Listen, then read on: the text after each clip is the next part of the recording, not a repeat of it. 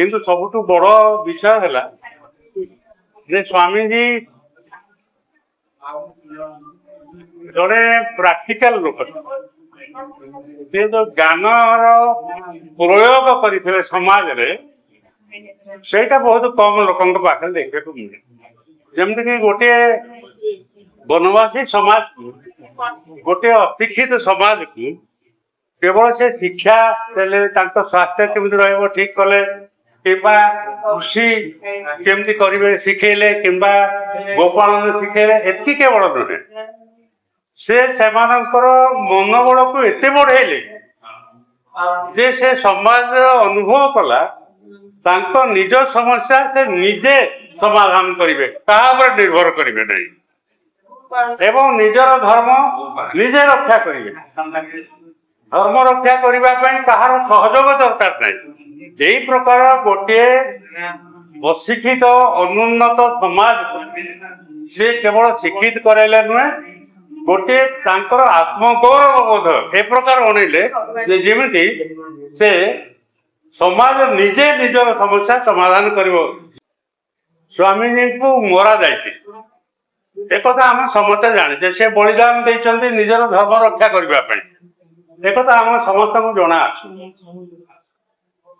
ମୁଁ ସ୍ୱାମୀଜୀଙ୍କର ଅନ୍ତରଙ୍ଗ ସମ୍ପର୍କ ଥିବା କାରଣ ମୁଁ ଜାଣେ ଯେ ସ୍ୱାମୀଜୀଙ୍କୁ କୌଣସି ସାଧାରଣ ଆତତାୟୀ ମାରି ଦେଇନାହାନ୍ତି। ସ୍ୱାମୀଜୀଙ୍କୁ ମାରିବା ପାଇଁ ଖ୍ରୀଷ୍ଟିଆନ ମିଶନାରୀ ମାନଙ୍କର ଗୋଟେ ବିରାଟ ଷଡ଼ଯନ୍ତ୍ର ଥିଲା, ଏବଂ ସେଇ ଷଡ଼ଯନ୍ତ୍ରକାରୀ ଖ୍ରୀଷ୍ଟିଆନ ମିଶନାରୀ ମାନେ, ପାଦ୍ରୀ ମାନେ, ସେମାନେ ଷଡ଼ଯନ୍ତ୍ର କରିକିରି ସ୍ୱାମୀଜୀଙ୍କୁ ମରେଇଛନ୍ତି, ଯୋଉଟା କି ଏପର୍ଯ୍ୟନ୍ତ କେବଳ ମାରିଥିବା ସୁପାରି ନେଇଥିବା ଲୋକମାନେ ଜେଲରେ ଅଛନ୍ତି ସିନା, କିନ୍ତୁ ଯୋଉମାନେ ବାସ୍ତବ ଷଡ଼ଯନ୍ତ୍ରକାରୀ, ଯୋଉମାନେ ମରେଇଛନ୍ତି, ସେ ପର୍ଯ୍ୟନ୍ତ କୌଣସି ପ୍ରଶାସନ ପହଞ୍ଚି ନାହିଁ ବା ସେମାନେ ଦଣ୍ଡିତ ହେଇନାହାନ୍ତି। ଏଇ ଯୋଉ ଷଡ଼ଯନ୍ତ୍ର କଥା ମୁଁ କହିଲି ଯେ ଖ୍ରୀଷ୍ଟିଆନ ମିଶନାରୀ ମାନେ ବେଟିକଲା ଚର୍ଚ୍ଚରେ ଯୋଉ ମିଶନାରୀ ମାନେ କରିଥିଲେ ଷଡ଼ଯନ୍ତ୍ର, ତାଙ୍କ ନାଁ ବି ଆମେ ଦେଇଛୁ। ସେଠି ଯୋଉ ସେମାନେ ଯୋଉ ରିଜଲ୍ୟୁସନ ନେଇଥିଲେ ସେ ସବୁ ରିଜଲ୍ୟୁସନ ବି ଦେଇଛୁ। ତେଣୁ ଏଇ ବହିରୁ ପ୍ରମାଣ ତ ସବୁ ମିଳିବ, କିନ୍ତୁ ଆମେ ତ ପୋଲିସ ଡିପାର୍ଟମେଣ୍ଟ, ଆମେ ବହି ଲେଖୁଛୁ ଲେଖକ। ତ ଏବେ ଯୋଉ ସରକାର, ଆଡମିନିଷ୍ଟ୍ରେସନ, ପୋଲିସ, ଏମାନଙ୍କର କାମ, ଏମାନେ ଷଡ଼ଯନ୍ତ୍ରର ପର୍ଦ୍ଦାଫାଶ କରିବା ଉଚିତ, ଏ ବିଶ୍ୱାସ ମୋର ଅଛି। ଏ ବହି ତାଙ୍କୁ ଲାୟକ ହବ, ତଦନ୍ତକାରୀ ଟିମକୁ ଏ ବହି ଲାୟକ ହବ କି?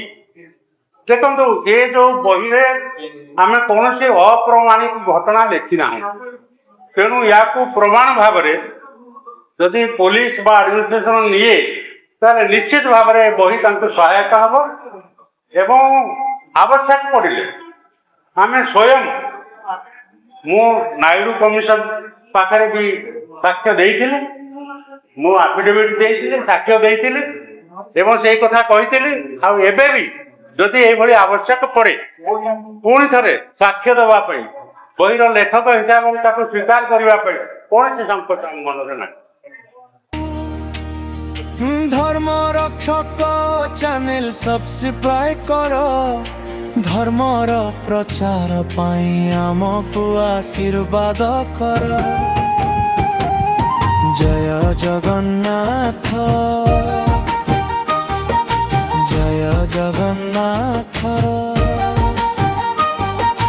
जय जगन्नाथ।